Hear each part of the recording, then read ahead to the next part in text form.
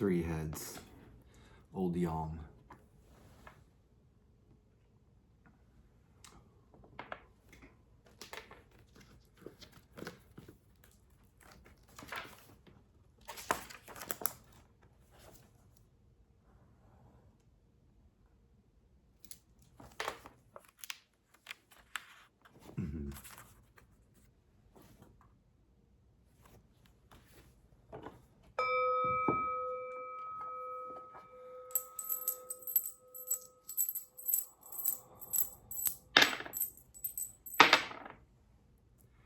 Two tails, one head, yang yang.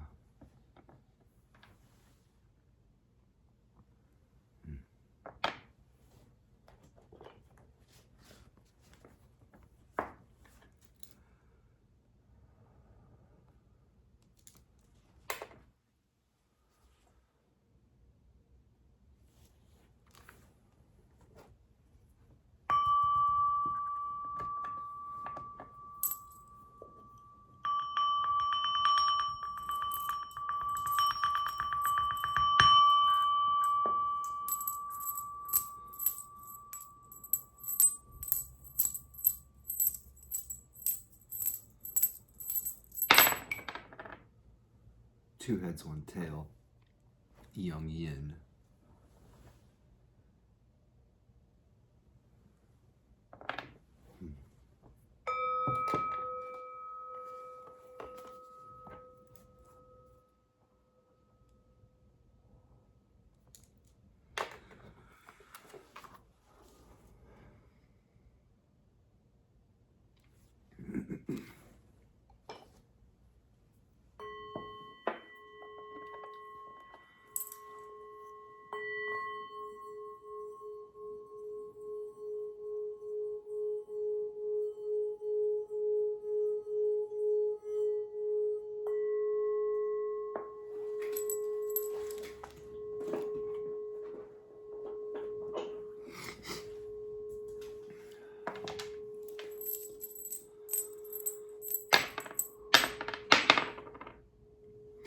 Three tails, old yin.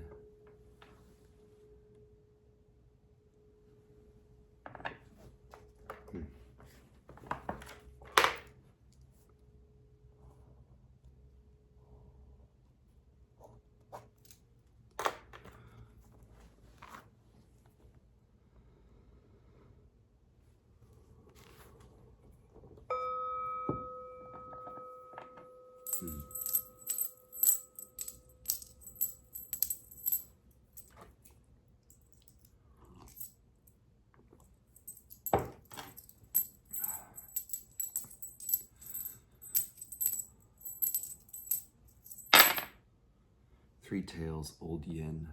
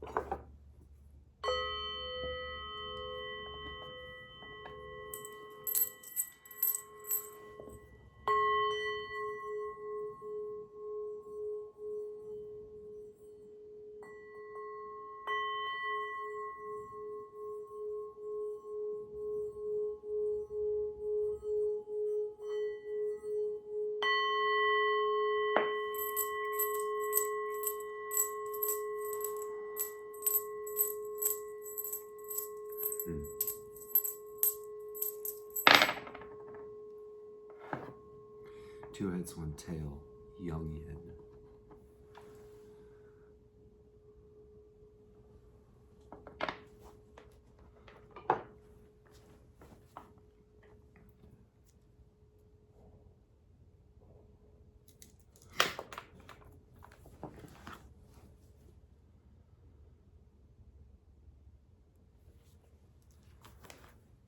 I was hoping to read short passage, but I do not have time, so we will get straight into the I Ching reading. Our bottom trigram of our primary hexagram will be read as solid, solid, broken, which is the trigram.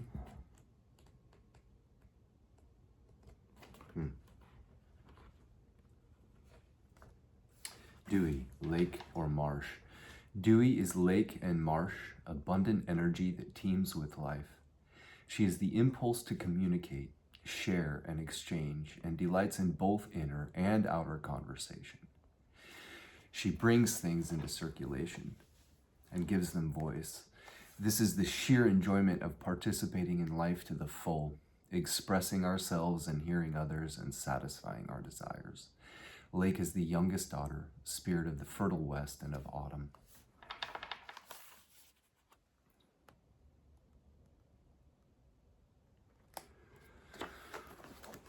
Our upper trigram, or top trigram of our primary hexagram, keeping in mind that the O's and the X's will transform into, so our old yang will transform into a young yin, and our old yins will transform into young yangs.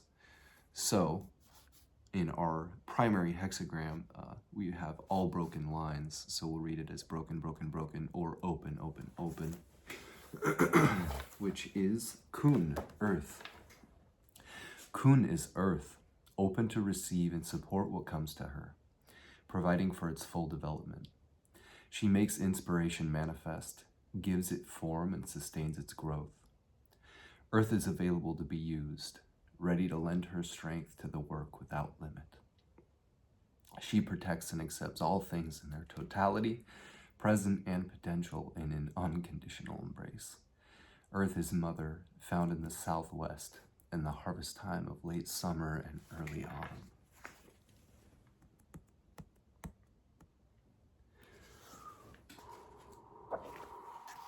This kun earth above dewy lake or marsh will give us a primary hexagram of 19.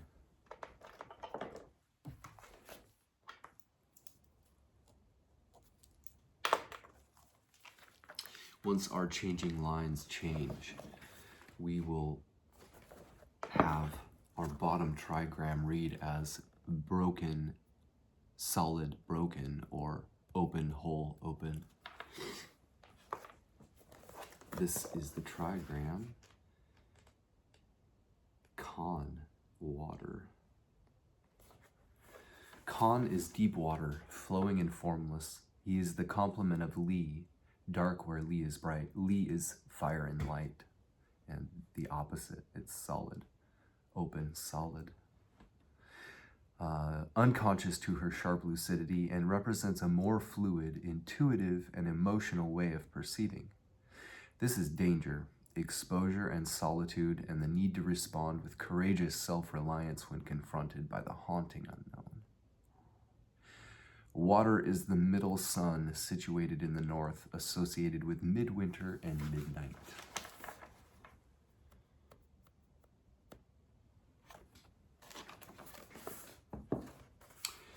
Our top or outer trigram will transform to solid, solid, broken, or whole, whole, open, which is dewy, lake, or marsh. We read that one. So dewy, lake, or marsh, that was our bottom trigram in our primary hexagram.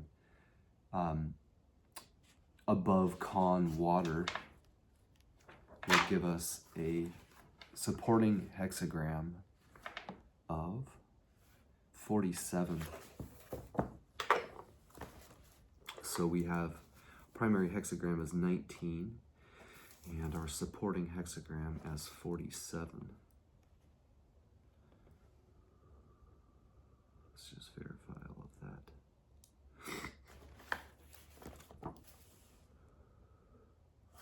I didn't see it. We'll see it when we get there. All right. Anywho's, where we'll be taking our definitions from the I Ching hexagrams is from I-ming's Taoist I Ching. He wrote this as a Taoist adept in 1796, and he has written a very alchemical and self-developmental, in an alchemical way, commentary. We'll read this at the end. Hexagram 19, he calls overseeing, keeping watch over the restoration and growth of primal energy and repulsion of acquired energy of conditioning.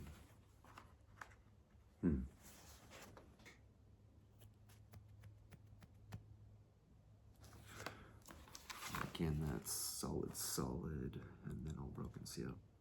Okay, and then 47.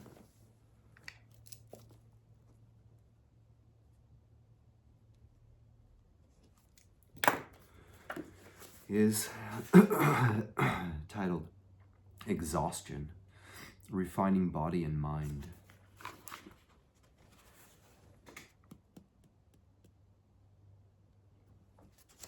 And that's open, hole open, hole open, yes. Exhaustion. We'll start out reading from Hilary Barrett's Walking Your Path, Creating Your Future, I Ching commentary. And I find that hers is sort of like a beginner's I Ching commentary. So, 19, overseeing. The way we understand the answer to our question that we bring to the I Ching when we consult the oracle, that question having the general context of how can I act in creative relation with the spirits or forces shaping this moment of time? The answer to that question we'll be able to understand when we know how the parts of the reading work together. The key to understanding a reading is to know your way around its main components, how they fit together, and the different roles they play. If your reading includes changing lines, then you will need to understand primary hexagram, relating hexagram, and changing lines together. The two hexagrams in conversation with one another map out your whole answer. The primary hexagram shows you quite directly what your answer involves. The relating hexagram generally describes what the answer is about for you. It sets the primary hexagram in a broader context, an influence, a direction of travel, an underlying issue that has to do with you and your relationship to it all. If the two hexagrams map out a landscape for you, then the changing lines stick a pin in that map to say you are here, or at least here are some places you may find yourself. They are the immediate answer to your question. As the most specific, focused part of a reading, their message always takes precedence over all other elements. For example, the primary hexagram might describe a reassuringly secure situation, but a changing line could warn how insecure your position is within it.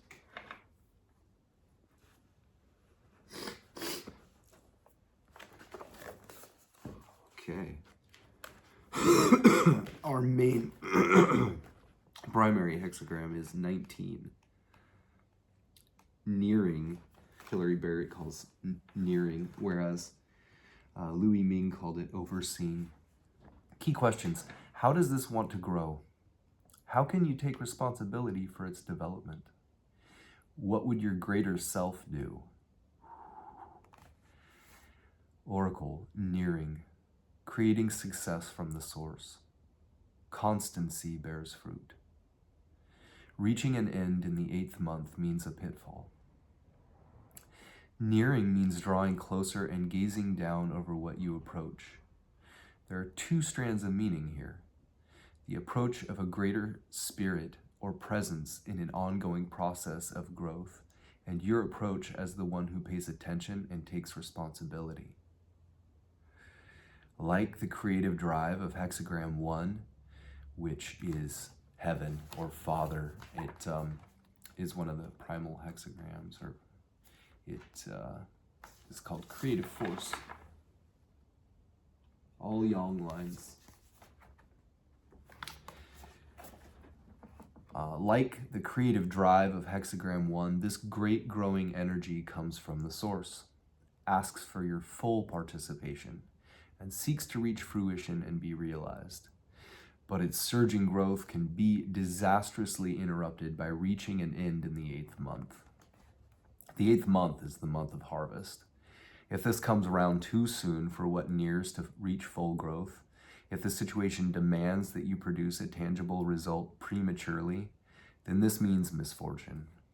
Or, if you focus exclusively on results instead of watching patiently over developments, if your expectations are out of touch with the pace of growth, then there is misfortune.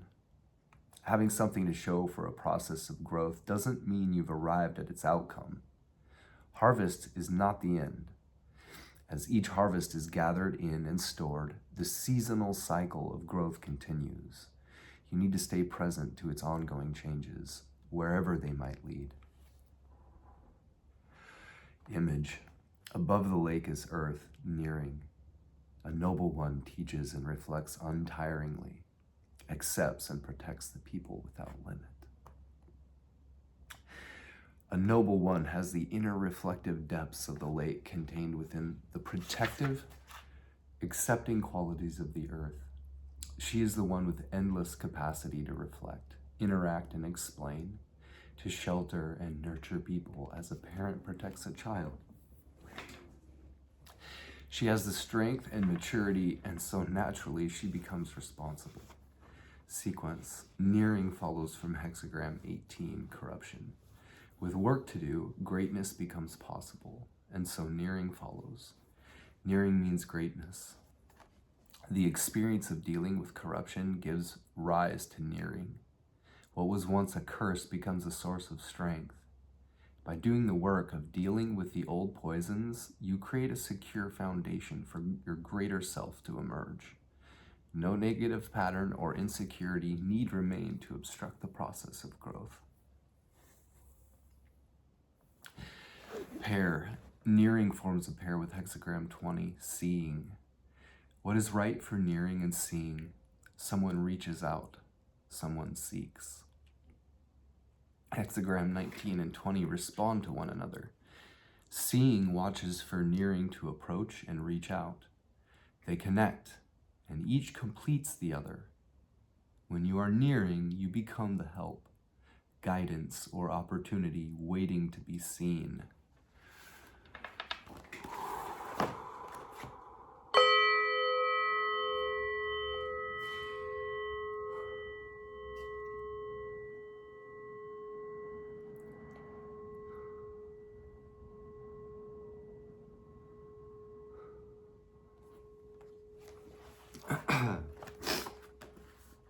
Hexagram 4, which puts our primary hexagram in a broader context, an influence, a direction of travel, an underlying issue that has to do with you and your relationship to it all. Hexagram 4, Hilary Barrett calls not knowing, whereas I-ming called it exhaustion. Key questions. What don't you know? What if you didn't need to know all the answers now? How can you learn from experience? Oracle. Not knowing, creating success. I do not seek the young ignoramus. The young ignoramus seeks me. The first consultation speaks clearly. The second and third pollute the waters. Polluted and hence not speaking. Constancy bears fruit.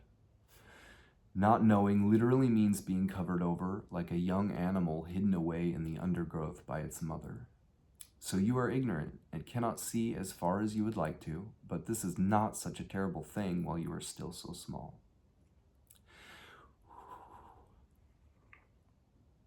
To be small and ignorant is a creative, harmonious way to engage with your world. And holding steadily to not knowing and hence to learning will bring good results. But this flow from creating success to constancy bears fruit is interrupted when the young ignoramus goes running after answers, as if it were embarrassing not to know. In his anxious persistence, he shows a profound disrespect for his teacher and also for the answer he is seeking that he imagines can be had so quickly. So the I who speaks here gives one clear answer and then may refuse to answer, or perhaps there is just such confusion that no answers can be understood. That speaker can be another person you're asking for a response you need, can also be the oracle itself or what speaks through it. Image. Below the mountain, spring, water comes forth, not knowing. A noble one nourishes character with the fruits of action. The pure spring rises under the shelter of the mountain. It doesn't know where it's going, yet its flow becomes steadily deeper and stronger. In the same way, a noble one nurtures personal character and strength with the fruits of going forward and taking action. Learning comes from experience, not in the form of ready-made answers. Sequence. Not knowing follows from hexagram 3, sprouting. Things that are newly born must needs be ignorant, and so not knowing follows. Not knowing means ignorance and the youth of things. You are at an early stage of development, like an infant just beginning to toddle out into the wider world. Suddenly you find yourself ignorant. The world is a much less orderly place than it appeared from the cradle. So if you have a confused sense of losing your center, this is a sign that you're seeing the real world more clearly than before.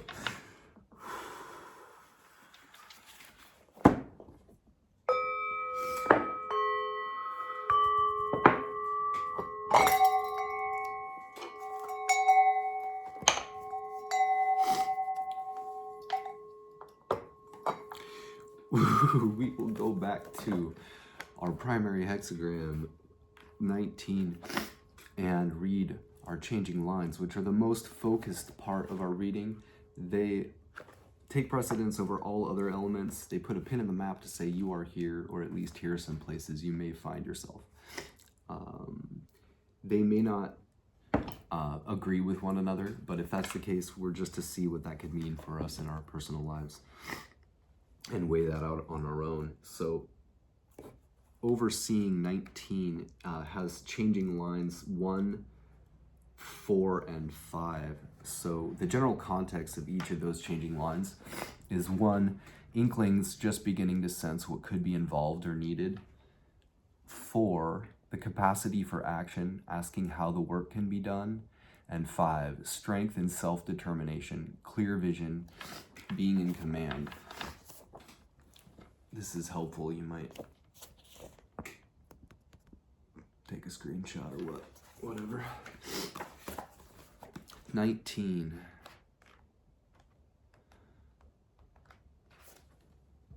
Overseeing or nearing are changing lines 1, 4, and 5. Changing line 1 of hexagram 19, nearing or overseeing. Influence, nearing. Constancy, good fortune.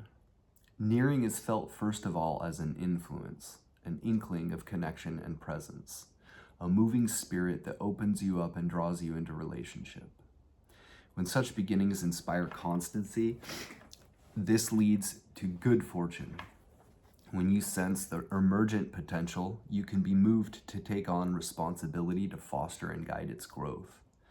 That doesn't mean creating rules for their own sake, but only a certain order and coherence so that the influence can be more clearly felt. The greater your inner focus and concentration, the more present and available you can become. Changing line 4, an end nearing, no mistake. The oracle for this hexagram says that reaching an end in the 8th month means a pitfall. Now, there almost is an end. You are arriving. Completion is in sight, and with it, personal fulfillment. Have patience and confidence. If you haven't arrived yet, it's because it's not yet time to arrive. So long as your intuition or your intuitive natural self is in charge, everything will unfold as it should.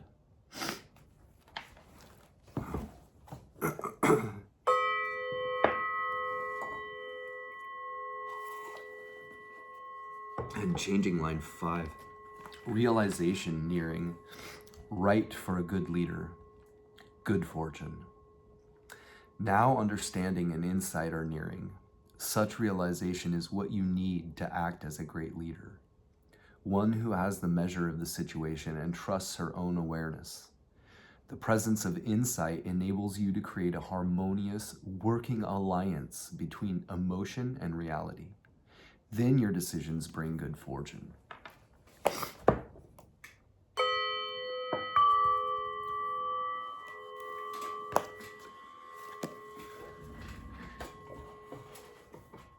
All right, we will now turn to James Dekorne. He has synthesized several I Ching commentaries.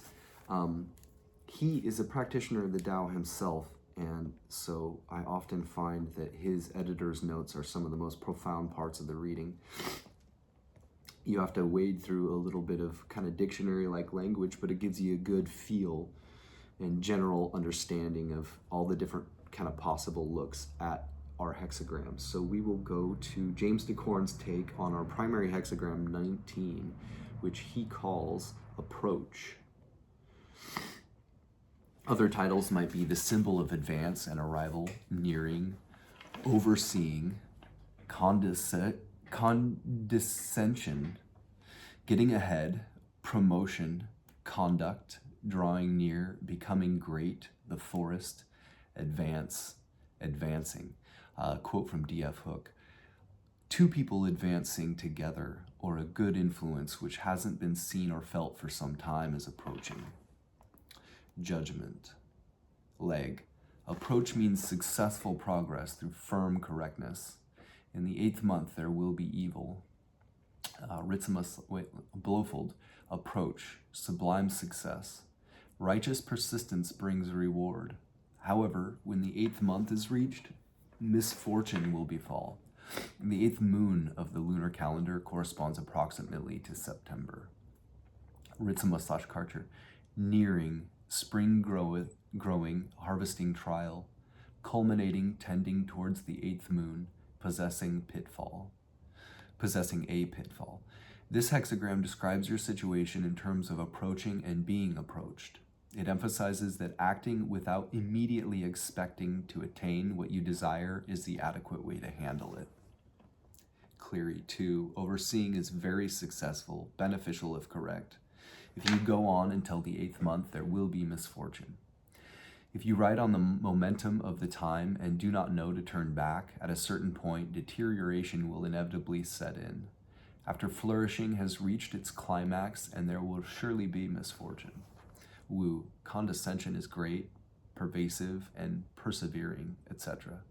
Condescension, as used in several judgments, has two meanings: to condescend or to look down from a higher position, and to press forward with authority.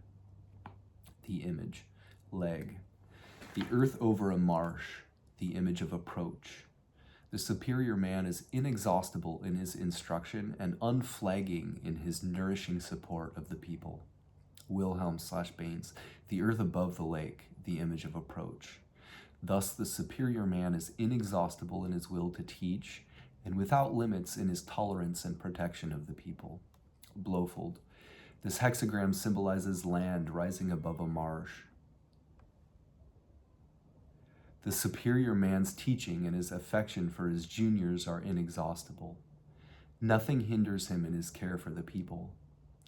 The lower component trigram suggests the nourishment which the superior man gives joyfully to others. The upper trigram symbolizes the great bulk of those who benefit. Ritzema/Karcher. Above marsh, possessing earth, nearing. A Chun-Tzu uses teaching to ponder without exhausting. A Chun-Tzu uses tolerating to protect the commoners without delimiting. A Chun-Tzu is a chief son or a superior person. The sage, that kind of concept. Wu. There is ground above the marsh. This is condescension.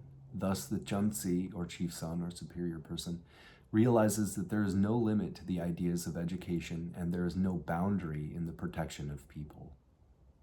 Ooh. Commentary. Confucius/Leg. In approach, we see the dynamic lines gradually increasing and advancing. The lower trigram is the symbol of being pleased, and the upper of being compliant. The strong line is in the central position and is properly responded to. It is the way of heaven to bring progress and success through firm correctness.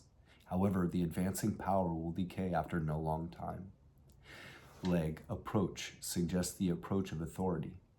To inspect, to comfort, or to rule. The figure shows two dynamic lines advancing on the four magnetic lines above them. Their action will be powerful and successful, but it must be governed by rectitude and a caution that understands the nature of continuous change. Notes and paraphrases. I'm sure most people probably know, but the I Ching is known as the Book of Changes. That's one way it could be translated. Judgment.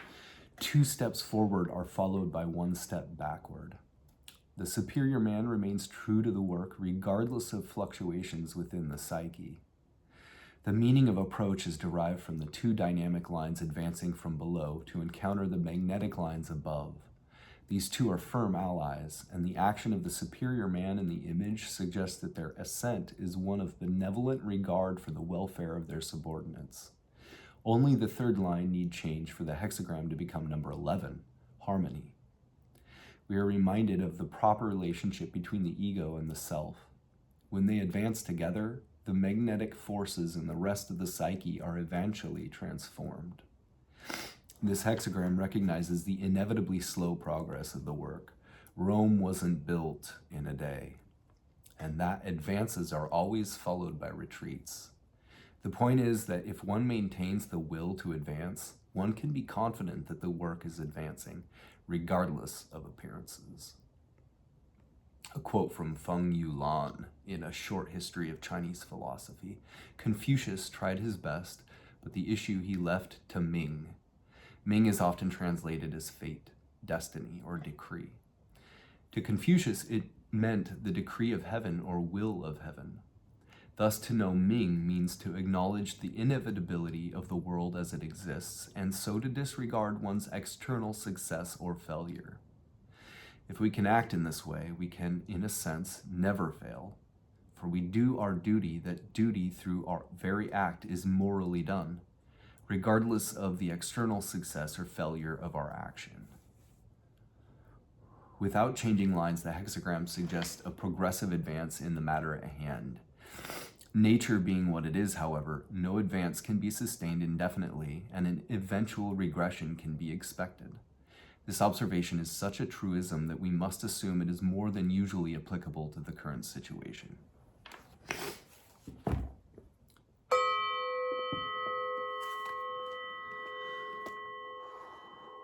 Wow. 47, hexagram 47 is oppression, is what James Dekorne calls it, and remembering that exhaustion is what I-ming called it. Thomas Clary translated it to English, but other titles might be exhaustion, the symbol of repression and confinement, adversity, weariness, confining, entangled, hardship, depression, tiresome restriction, dried up. A quote from D.F. Hook, actions speak louder than words. Remember that our supporting hexagram that we're reading now, it puts our primary hexagram in a broader context, influence, a direction of travel, an underlying issue that has to do with you and your relationship to it all. A quote from Legge, oppression means that successful progress is still possible. The perseverance of the truly great man brings good fortune without error, but if he relies on words, no one will believe them. Wilhelm/Baines, oppression, success, perseverance. The great man brings about good fortune, no blame. When one has something to say, it is not believed. Blofeld, adversity leading to success thanks to persistence in a righteous course. Good fortune for the truly great and freedom from error. Though words be spoken, they will not inspire confidence. Great refers to high moral qualities. This hexagram is of evil omen for most people, but success can be won through tremendous persistence in doing what is right.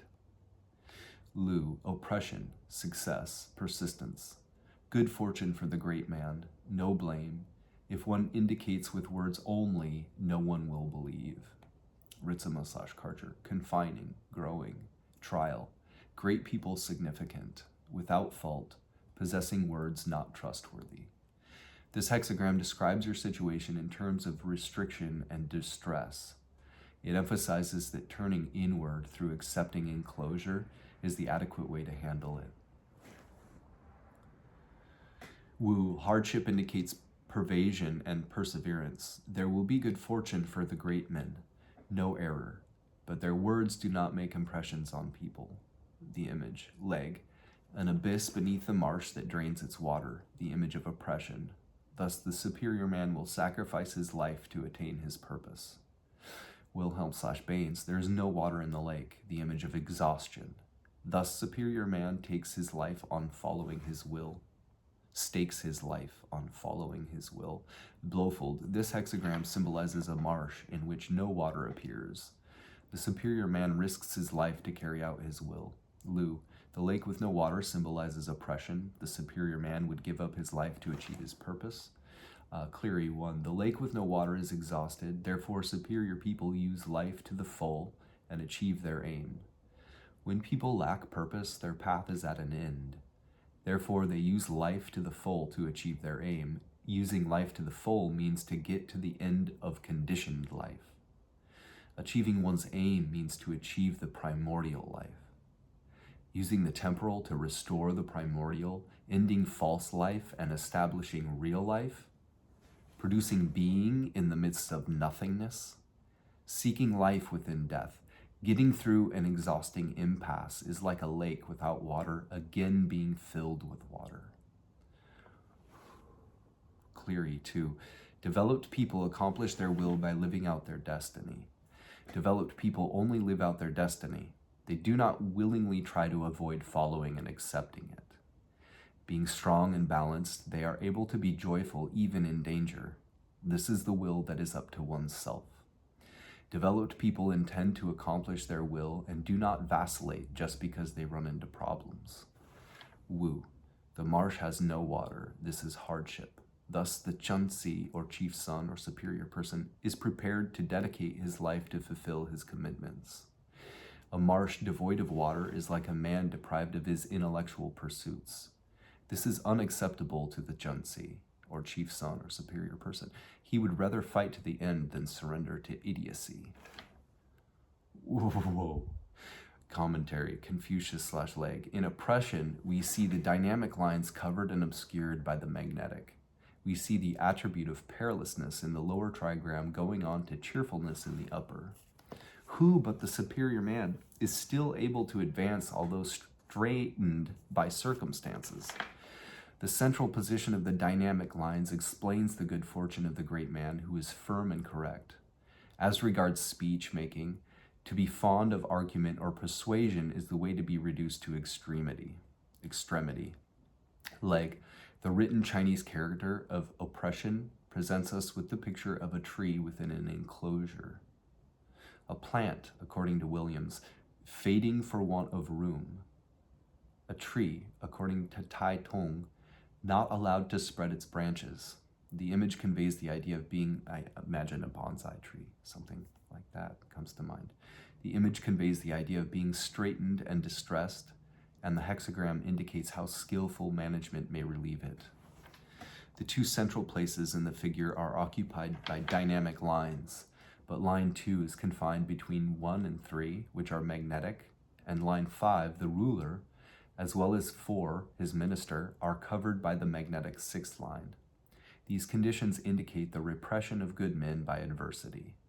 The Konghasi editors imply that actions and not words are what are required in the case. Perilousness is the attribute of the lower trigram, and cheerfulness that of the upper. The superior man, no matter how straitened, remains master of himself and pursues his principled intent. The idea of speech-making is found in the upper trigram, one of the attributes of which is the mouth or speech, as well as pleased satisfaction. The pleading of the oppressed party still tries to make others pleased with him. Literally translated, the first sentence of the image reads, "A marsh with no water is oppression." Chu Hsi says, "The water descending and leaking away, the marsh above will become dry. Anthony, our belief in the ruling power as beneficial is shaken by doubt. This lack of steadfastness is a problem because it obstructs acceptance and its corrective power. We often receive this hexagram when we feel tired. The oppressiveness of doubt exhausts our inner resources. Notes and paraphrases. Judgment. With enough will,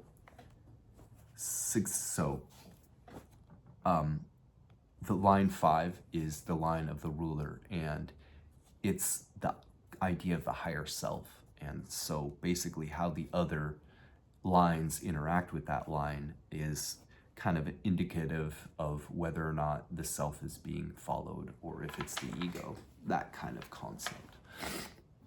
Judgment. With enough will, success can be won. Actions speak louder than words, i.e., the answer lies beyond the realm of reason and logic. Intuition furthers. The superior man stakes everything he's got on his will to succeed. In oppression, we have the image of a dry lake bed. Anyone who has ever seen alkali flats on the desert can easily understand this metaphor for oppression. Almost nothing can live in such an environment.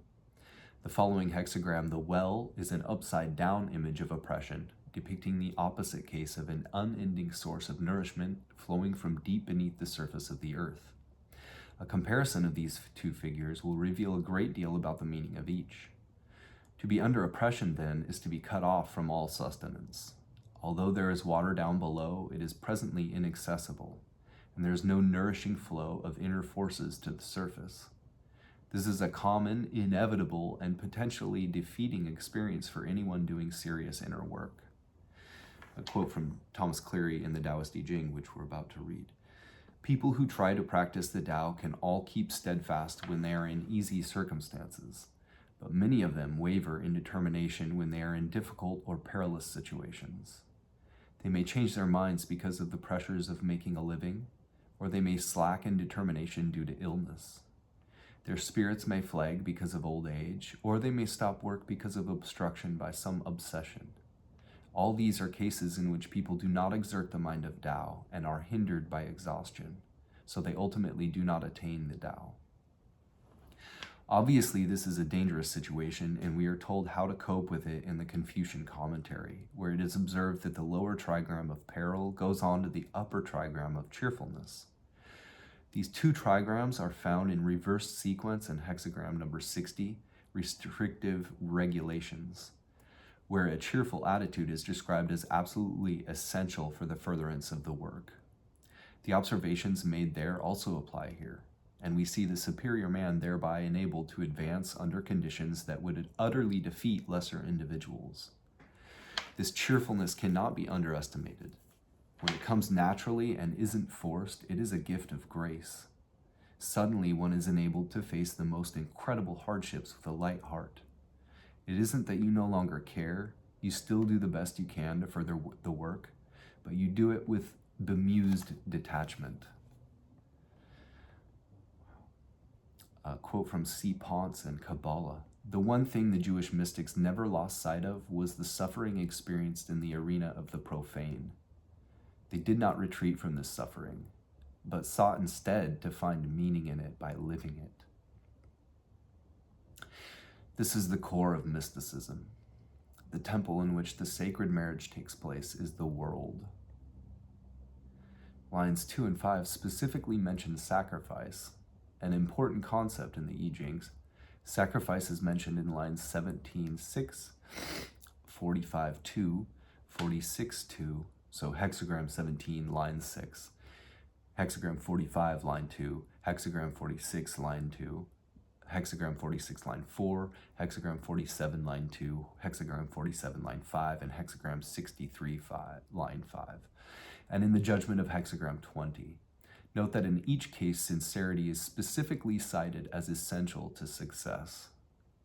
Sincere, one, marked by genuineness, as free of dissimulation, not hypocritical, real, true, honest, all in caps.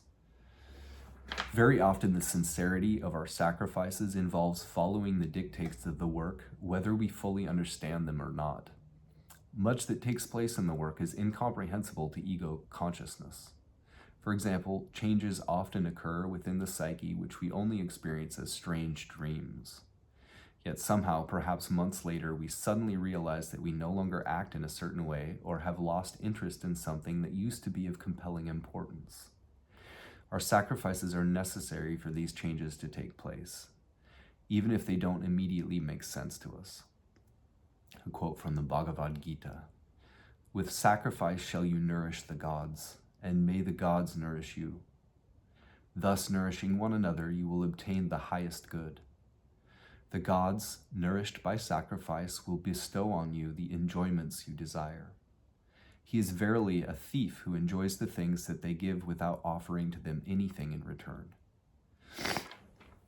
Each of Cleary's Taoist 1 and Buddhist 2 commentaries provides valuable insights into how much courage it is required to follow the dictates of the work at its more advanced levels. Take comfort that others before you have persevered and survived. Developed people accomplish their will by living out their destiny.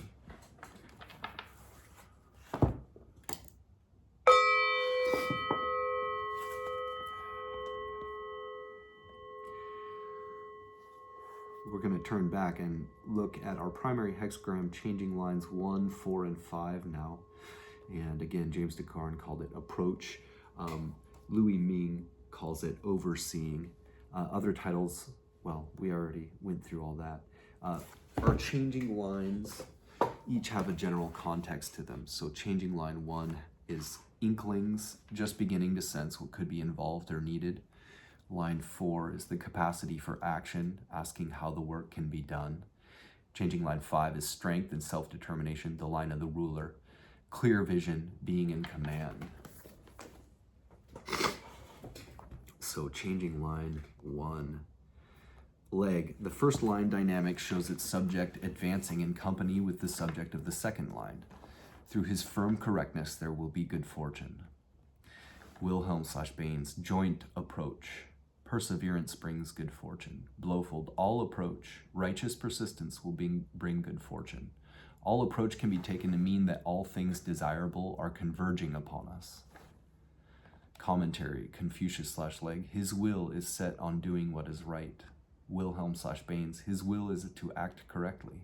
Blowfold. This is because what is willed is carried out in righteous ways. Ritzema/Karcher. Purpose moving, correcting indeed. Cleary 2. Because the intention and the action are correct. Wu. Because his aspiration is correct. Leg. Line 1 is dynamic in his proper place. The danger is that he may be more strong than prudent, hence the caution requiring firm correctness. Notes and paraphrases. Su. At the outset, the man advances with his associates to a higher position. He must remain more prudent than strong in doing right and not be carried away by the popular will. Wing. Begin your endeavors in the company of those who share your enthusiasm. This will give you the kind of strong support necessary to achieve your aims. At the same time, you should be certain that you are pursuing worthwhile goals. Continuing in your principles brings good fortune. Editor. The texts of the first 2 lines are almost identical. As the only 2 yang forces in the hexagram, they support and reinforce each other in their advance on the yin lines. The image suggests an ego-self accord in the work of pacifying disparate forces within the psyche. If this is the only changing line, the new hexagram becomes number 7, discipline, which reinforces the idea of a disciplined dynamic advance. In the context of certain questions, the Confucian commentary here sometimes seems more accessible than the original line. A quote from Jung in his letters. If you want to go your original way, it is the way you make for yourself, which is never prescribed, which you do not know in advance, and which simply comes into being of itself when you put one foot in front of the other. If you always do the next thing that needs to be done, you will go most safely and sure-footedly along the path prescribed by your unconscious. James Dekorne wraps everything up into one succinct definition. A. Mutual advancement. Ego and self are in accord. advance the work.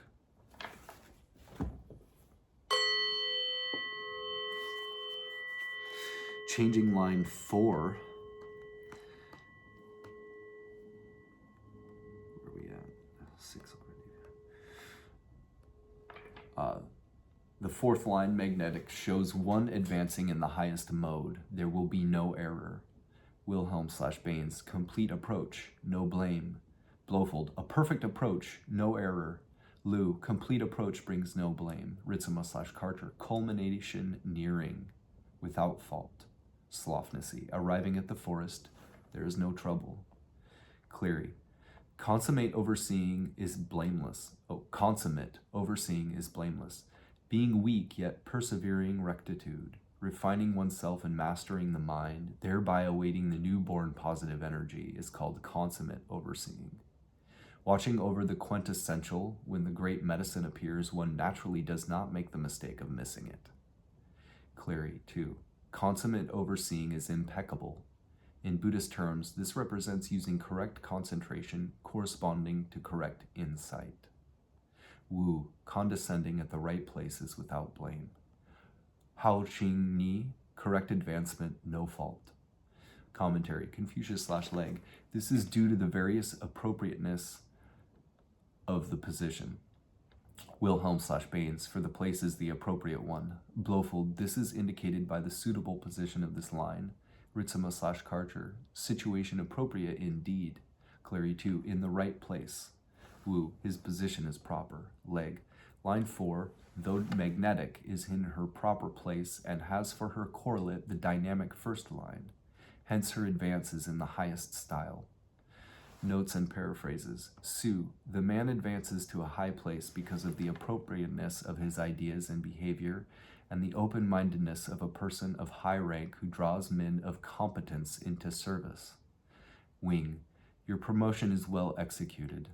Regardless of any difficulties you may encounter in assuming your new position, your behavior is so appropriate that you can continue successfully on your way.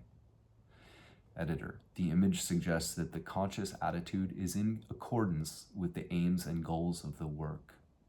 Depending on the context of your query, some kind of fruition is indicated. Something is concluding as fated or willed.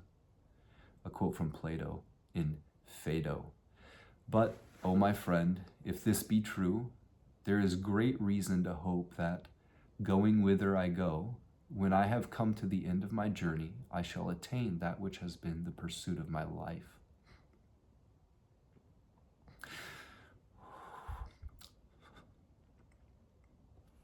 And therefore I go on my way rejoicing. And not I only, but every other man who believes that his mind has been made ready and that he is in a manner purified. James Dekorne breaks line 4 down into one succinct definition A. The work is progressing as it should. It's all coming together now. Changing line 5, the line of the ruler. Leg, the fifth line, magnetic. Yeah. Fifth line, magnetic, shows the advance of wisdom, such as benefits the great ruler. There will be good fortune. Wilhelm/Baines, wise approach. This is right for a great prince. Good fortune. Blofeld, a wise approach suited to a great prince. Good fortune. Liu, to approach with wisdom is appropriate for a great duke. Good fortune. Ritzema/Carter, knowledge nearing. A great chief's propriety. Significant. Slofnacy, knowing the forest, the great lord's propriety is auspicious. Cleary, 2, knowing overseeing, appropriate for a great leader, bodes well. Wu, condescending with wisdom befits a great king. There will be good fortune. Hong Qing Ni, wise advancement, this is how the great should proceed. Commentary, Confucius/Leg, what befits the great ruler means pursuing the course of the due mean. Wilhelm/Baines, this means that he should walk in the middle. Blofeld, this is a way of saying that we must keep in the middle path. Keep to the middle path. Ritzema/Carter, moving the centers designating indeed. Cleary, 2, what is appropriate for a great leader is balance in action. Wu, he rules from the center. Leg, line 5 is the seat of the ruler. She is magnetic, but because she is central and has the dynamic second line as her proper correlate, She is the symbol of a wise sovereign who employs able counsel to advise her. Notes and paraphrases. Su, the great ruler displays his wisdom in attracting men of ability to direct his affairs and in providing them freedom of action. Wing, your position is one of sovereignty. Here, you would be wise to allow others to execute your plan for you. If you can choose competent helpers and restrain yourself from interfering in their work, you will achieve the ideal of true authority. Editor, there is an intimation here of the self allowing the ego to look after its own welfare as long as action is in accordance with moderation and restraint. A test situation may be in progress. And a quote from Marcus Aurelius. From my brother Severus, I learned to love my kin, and to love truth, and to love justice. And from him I received the idea of a polity in which there is the same law for all, a polity administered with regard to equal rights and equal freedom of speech, and the idea of a kingly government which respects most of all the freedom of the governed.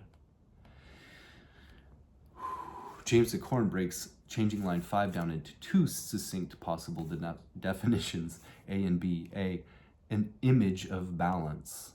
B, wisdom walks in the middle.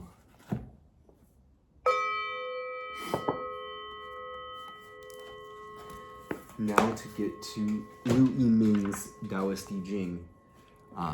As I said, he wrote this in 1796 as a Taoist adept, and it's very alchemical in nature. 19.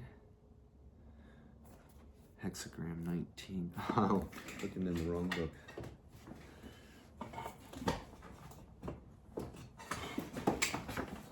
That's not where. How? Okay, here we are. Sorry about that.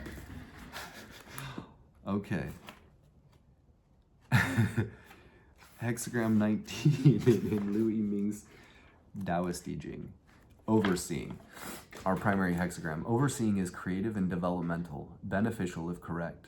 In the 8th month there is misfortune. Explanation. Overseeing is watching over.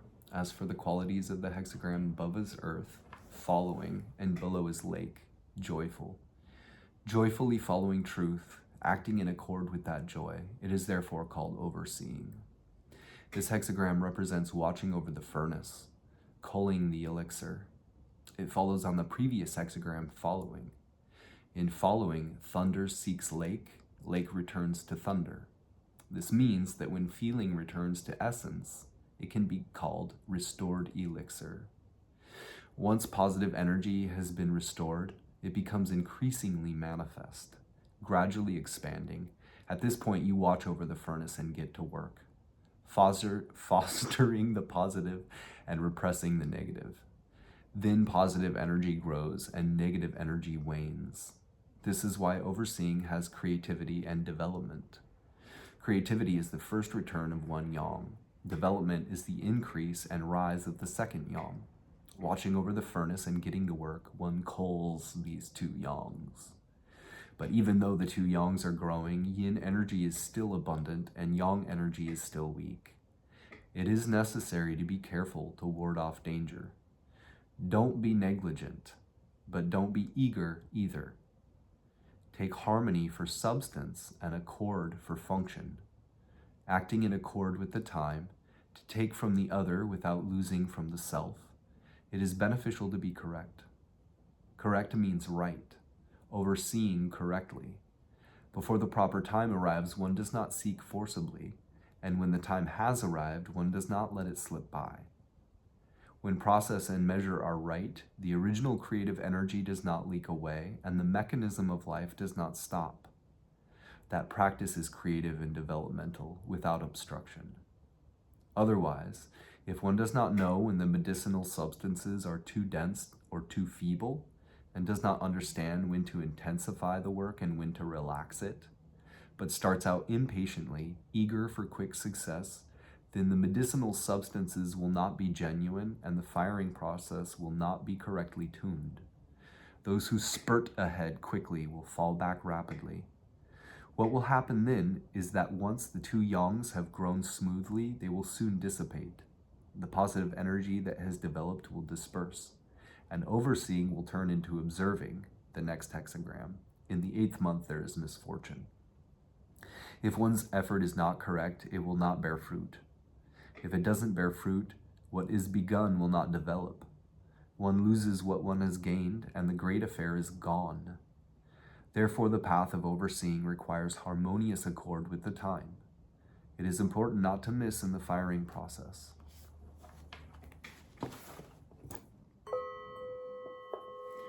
We'll come back to read our changing lines, but again, we'll go to our supporting hexagram 47, which puts our primary hexagram in a broader context and influence of a direction of travel, an underlying issue that has to do with you and your relationship to it all. Hexagram 47, exhaustion. Exhaustion develops the righteous. Great people are fortunate and blameless. If one complains, one will not be trusted. Explanation.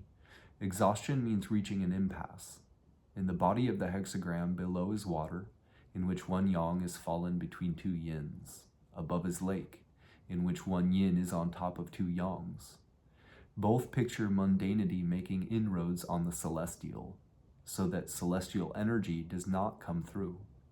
Therefore it is called exhaustion. As for the qualities of the hexagram, from the midst of danger, water, it produces joy, lake. Joy comes out of danger.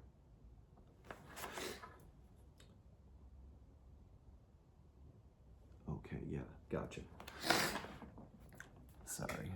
Joy comes out of danger. So it also has the sense of resolving exhaustion, resolving an impasse. This hexagram represents polishing and refining body and mind. It follows on the previous hexagram, gathering.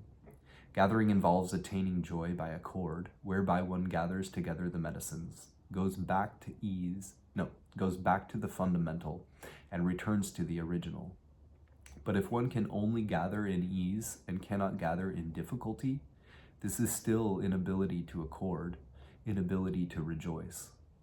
People who try to practice the Tao can only keep steadfast when they are in easy circumstances, but many of them waver in determination when they are in difficult or perilous situations.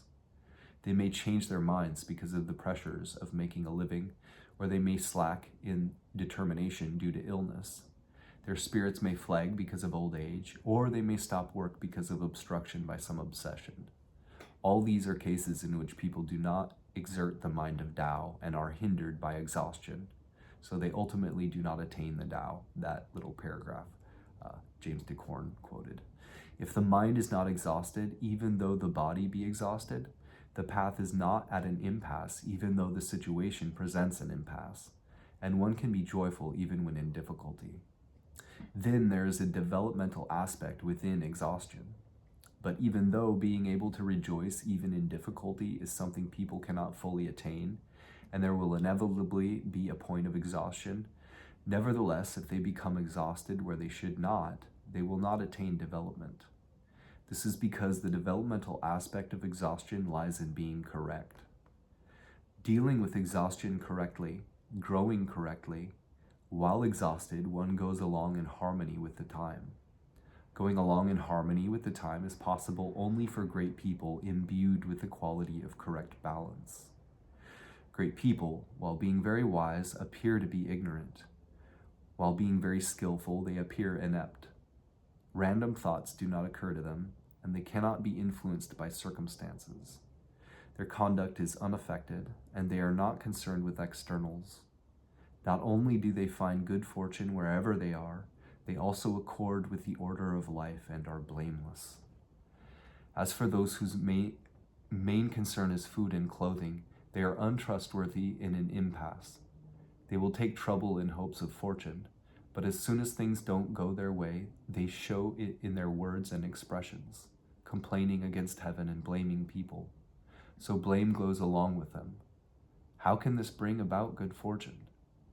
Those who deal with exhaustion and impasse rightly, who are able to be joyful even in difficulty, are great people. Those who are untrustworthy in an impasse, who take trouble only to please themselves, are petty people. It may be the same trouble and the same joy, but the distinction lies in how great people and petty people relate to the trouble and the joy. So those who practice the Tao should by all means maintain rectitude when exhausted at an impasse.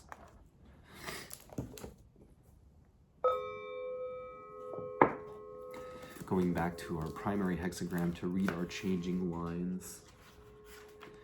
1, 4, and 5. Hexagram 19. Overseeing. And again, the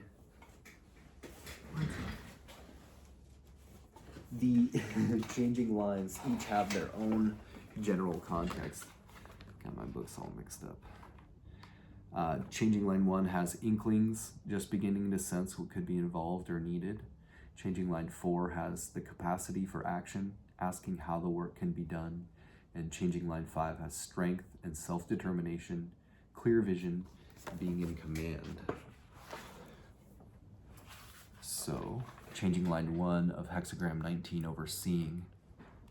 Sensitive, overseeing leads to good results when correct. Explanation. In the beginning of watching over the furnace, when positive energy has just arisen, and one can handle it firmly, all at once the attention is purely on reality. And when there is any sensing, one watches over it. One senses correctly and is not influenced by aberration. As long as it is correct, it is good.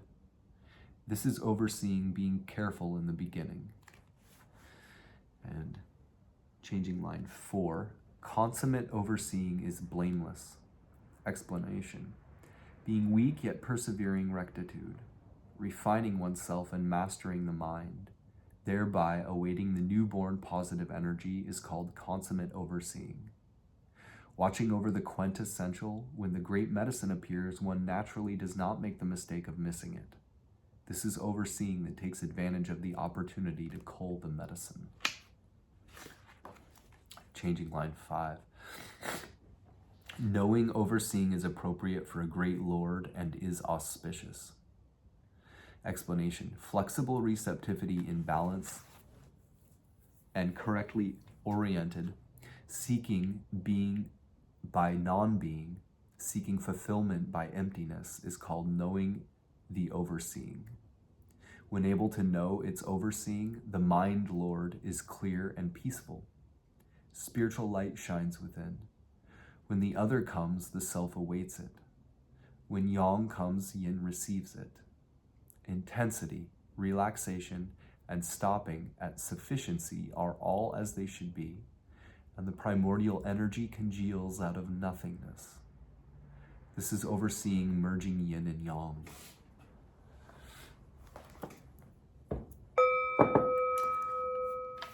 At the very end of all the changing lines, there's a little paragraph. Looking over the 6 lines, we find a way of overseeing in each of them. Only the third, presumptuous overseeing, is not beneficial. The other 5, when put into practice according to the proper timing, advancing and withdrawing is appropriate.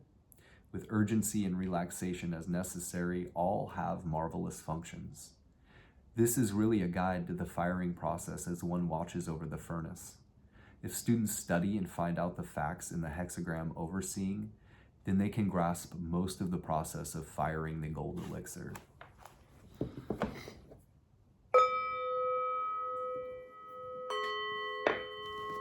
Oh, yeah. We also have commentary in the back on each of these hexagrams. No changing line information, though, but still they are very valuable often. So our primary hexagram 19, out of the commentary section, overseeing, earth above, lake below. Above the lake there is earth, overseeing. Superior people use inexhaustibility of education and thought to embrace and protect the people without bound. Overseeing means overseeing below from above. Below is lake, above is earth. There is earth above the lake. Lakes make things wet, earth supports things. Widely providing water and support for the many, this is the image of overseeing. What superior people see in this is that education should be promoted and the life of the people should be stabilized. Therefore, they educate the people tirelessly, thinking of them and teaching them, guiding them with virtue, equalizing them with etiquette, gradually influencing them. Education is endless, and thought is also endless. The purpose is to improve the morals and customs of the populace.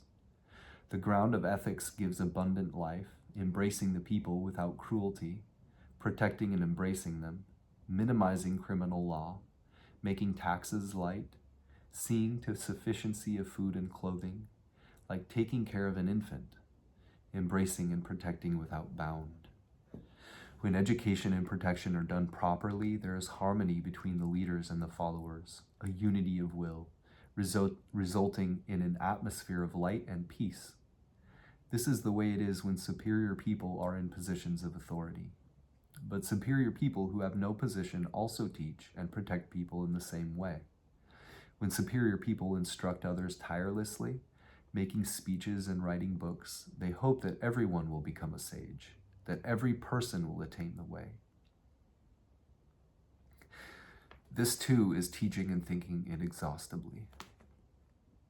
The mind of superior people embraces the whole universe, viewing others and self as equals, accepting every being, loving every being. This too is embracing and protecting without bound. Regardless of whether superior people have positions or not, they all aspire to foster life.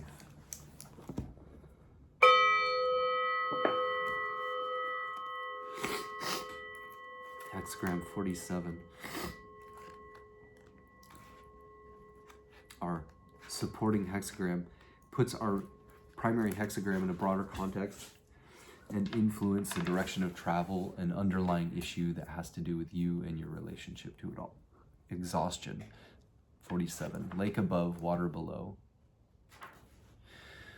A lake with no water is exhausted. Therefore, superior people use life to the full and achieve their aim. Exhaustion means coming to an end. Above is lake, below is water. This is the lake leaking, the water flowing away, so that there is no water in the lake. This is the image of exhaustion. What superior people see in this is that just as a lake without water is empty, when people lack purpose, their path is at an end. Therefore, they use life to the full to achieve their aim. There is a life that consists of a quantity of energy, and there is a life that consists of meaning of the Tao. The life that is a quantity of energy is created by the universe and is conditioned. The life of meaning of the Tao creates the universe and is primordial. The primordial life is fundamentally something celestial, associated with heaven. Because of mixture with acquired conditioning, it enters the realm of earth and changes into water. This is the one yang in the center of water. Once this celestial yang falls, the jewel of life is hidden and the whole body is completely mundane. There is no exhaustion more exhausting than this. Using life to the full means to get to the end of conditioned life. Achieving one's aim means to achieve the primordial life. Establishing this aim to use life to the full, using life to the full to achieve this aim, while the amount of energy depends on something else, creating life depends on oneself. Using the temporal to restore the primordial, ending false life and establishing real life, producing being in the midst of nothingness, seeking life within death. Getting through an exhausting impasse is like a lake without water again being filled with water.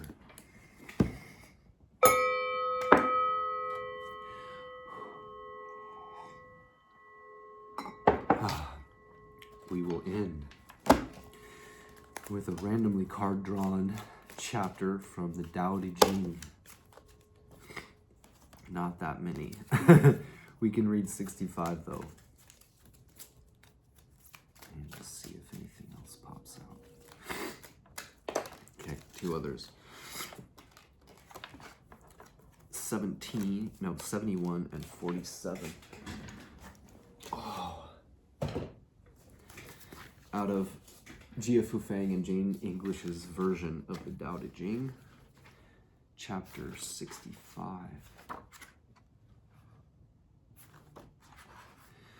In the beginning, those who knew the Tao did not try to enlighten others, but kept them in the dark. Why is it so hard to rule? Because people are so clever. Rulers who try to use cleverness cheat the country. Those who rule without cleverness are a blessing to the land. These are the two alternatives. Understanding these is primal virtue. Primal virtue is deep and far. It leads all things back toward the great oneness.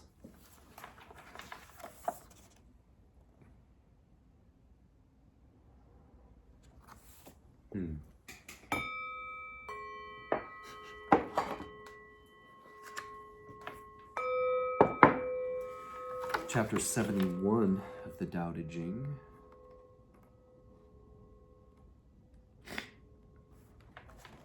Knowing ignorance is strength. Ignoring knowledge is sickness. If one is sick of sickness, then one is not sick. The sage is not sick because he is sick of sickness. Therefore, he is not sick.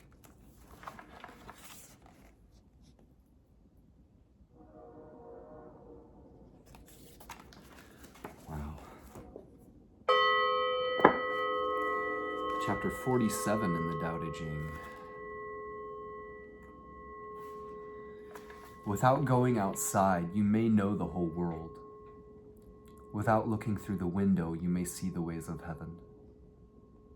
The farther you go, the less you know. Thus the sage knows without traveling. He sees without looking. He works without doing.